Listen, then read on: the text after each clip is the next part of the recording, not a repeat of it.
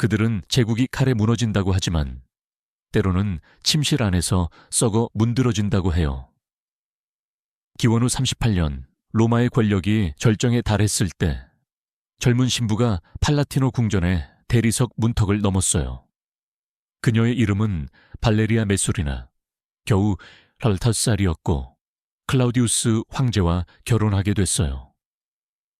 황제는 그녀보다 2배 이상 나이 많고 몸은 허약했지만 제국적인 권위를 가졌죠. 로마 시민들에게 이 결혼은 약속처럼 들렸어요.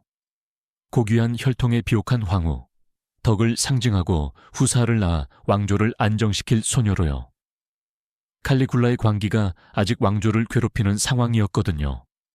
결혼식의 화환 아래에서 그녀의 이름을 로마 역사에 가장 타락한 황후로 새길 또 다른 이야기가 이미 시작됐어요. 겉보기엔 메소리나가 이상적인 황후처럼 보였어요.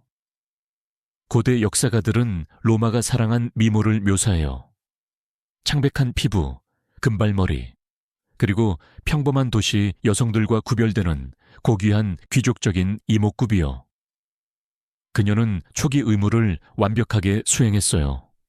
클라우디우스에게 2 아이를 낳아줬고 국가 행사에 우아하고 절제된 모습으로 등장했죠. 로마 생활의 엄격한 도덕 규범 아래에서 여성들은 마트로나 덕 있는 아내와 메리트릭스 매춘부로 나뉘었어요. 그녀는 순결을 구현해야 했어요. 로마가 그녀에게 요구한 것과 그녀가 비밀리에 원한 것 사이에 그 깊은 간극이 그녀의 파멸의 원동력이 된 거예요. 많은 사람들이 메소리나가 밤에 궁전에서 몰래 빠져나와 사브라 지역의 매춘굴에서 매춘부로 위장해 일했다고 주장해요. 타키투스는 그녀가 로마의 가장 낮은 매춘부들과 경쟁해서 자신보다 더 많은 손님을 받을 수 있다는 걸 증명하려 했다고 해요. 상상해 보세요. 그런 오두막에 우연히 들어온 원로원이 황후를 기름칠과 싸구려 향수 아래에서 알아보는 충격을요. 그녀를 움직인 건 절박함이 아니었어요. 스릴, 반항, 그리고 순결을 숭배하는 사회에 자신의 성을 무기로 삼으려는 강박적인 충동이었죠. 매충을 모험은 시작에 불과했어요.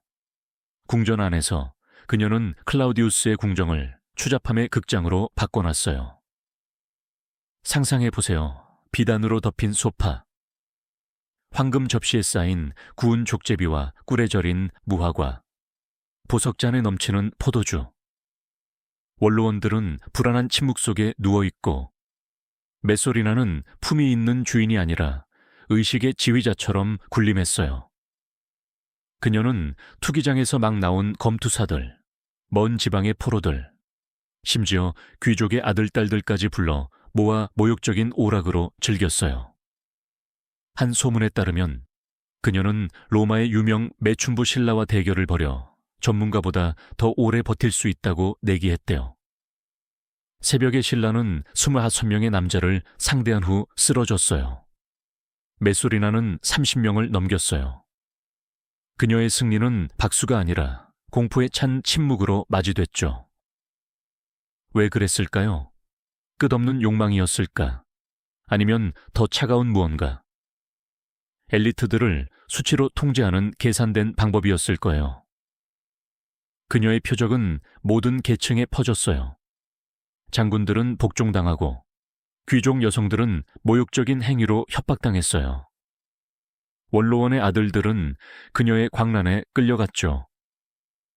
거절은 거의 불가능했어요. 그녀의 접근을 거부한 사람들은 갑자기 끝장나곤 했어요. 티베르 강에 떠다니는 호위대 지휘관, 하룻밤 사이에 직위를 잃은 귀족. 메시지는 명확했어요. 로마의 황후는 거절을 용납하지 않아요. 심지어 필렌조차요. 그녀는 베누스와 바쿠스의 의식을 조롱하는 행사를 열었어요.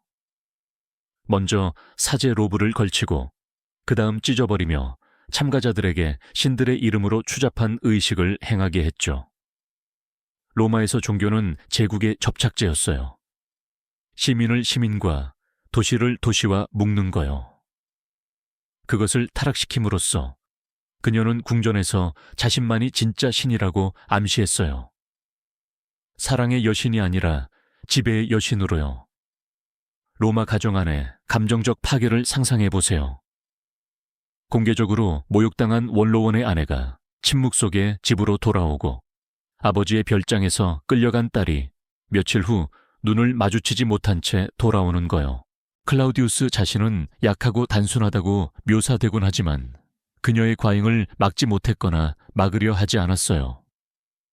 그는 그녀의 과잉을 보지 못했나 아니면 침묵으로 공모했나. 역사가들은 아직 논쟁 중이지만 결과는 분명해요. 메소리나의 이름은 제국 전역에 퍼졌어요. 다산과 존엄의 상징이 아니라 저주로요. 그럼에도 제국은 그녀의 황후로 버텼어요. 시장은 북적거렸고 군대는 행진했으며 마키시무스 경주장에서 전차가 포효했어요. 로마의 밝은 외관은 유지됐지만 닫힌 문 뒤에서 도덕적 핵심이 썩어갔어요. 메소리나에 대한 모든 속삭임은 원로원의 권위를 긁어냈고 모든 스캔들은 황제 가문에 대한 신뢰를 약화시켰어요. 한때 규율과 덕을 자랑하던 로마는 최고의 여성이 타락을 정책의 도구로 삼는 걸 지켜봤어요. 팔라티노의 유적은 여전히 서 있어요. 프레스코와는 바래고 기둥은 금이 같지만 수백 년의 먼지 아래 그녀의 그림자가 남아있어요. 덕을 구현해야 할 소녀 신부가 시대의 가장 두려운 매춘부가 된 거요. 그녀의 이야기는 시대를 초월해 소름 끼치는 질문을 던져요. 덕을 상징하도록 선택된 사람이 악덕으로 자신을 왕관 씌운다면 어떻게 될까? 로마에서 권력은 법령에 쓰이거나 대리석에 새겨진 게 아니었어요. 침실에서 숨 쉬고 잔치에서 흥정되며 메소리나의 경우 황후의 몸을 통해 휘둘러졌어요. 그녀의 통치 연수가 지나면서 그녀의 욕망은 줄어들지 않고 더 대담하고 더 의도적이며 훨씬 더 위험해졌어요. 비밀스러운 자정모험으로 시작한 게 로마의 가장 강력한 남녀를 모욕의 그물에 엮는 타락의 기계로 진화한 거예요. 타키투스, 스웨토니우스, 유베날리스 각자 도끼를 품고 그녀의 몰락을 기록했어요. 그들은 메소리나가 캠푸스 마르티우스 근처의 호화로운 별장에서 제국 매춘구를 세웠다고 해요. 이건 평범한 욕망의 집이 아니었어요. 무자비한 지능으로 짜인 운영이었죠. 파멸의 위협 아래 강제된 귀족 여성들이 그녀 곁에서 봉사했고 원로원, 장군, 상인들은 거짓 구실로 도착했다가 자신을 타협하게 만드는 상황에 처했어요. 그 모든 속삭이는 고백, 수치의 열기 속에서 태어난 떨리는 비밀은 그녀의 충성스러운 시종들에 의해 기록됐어요. 나중 기록에 따르면 그녀는 그 지식을 이용해 가족 전체를 협박하며 재산, 총독직, 복종을 확보했대요. 단 한 명의 군대도 동원하지 않고요. 그녀 통치의 작은 장면들은 소름 끼쳐요. 아버지의 아트리움에서 끌려온 젊은 귀족, 여성의 모습을 상상해 보세요. 메소리나의 감시 아래 매춘부 역할을 강요당하는 거요. 토가를 벗겨진 원로원들이 경쟁자들 앞에서 모욕적인 공연을 하는 장면. 한 별장에서 탈출한 군인이 피는 마르지만 수치는 영원하다고 말할 정도였어요. 이게 메소리나의 잔인한 천재성이었어요.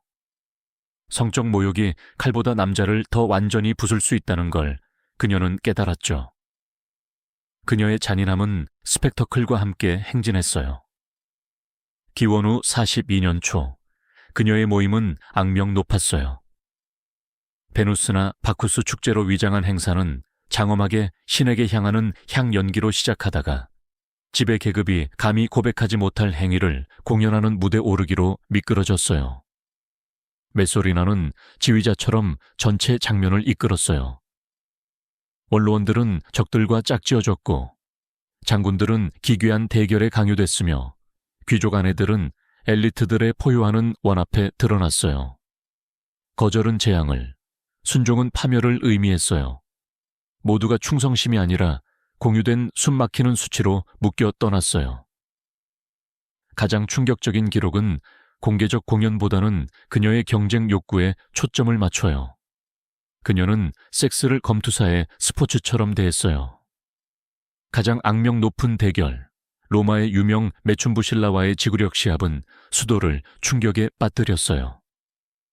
선택된 귀족 관객 앞에서 신라는 조심스럽게 25명의 남자를 밤새 상대하다 지쳤어요.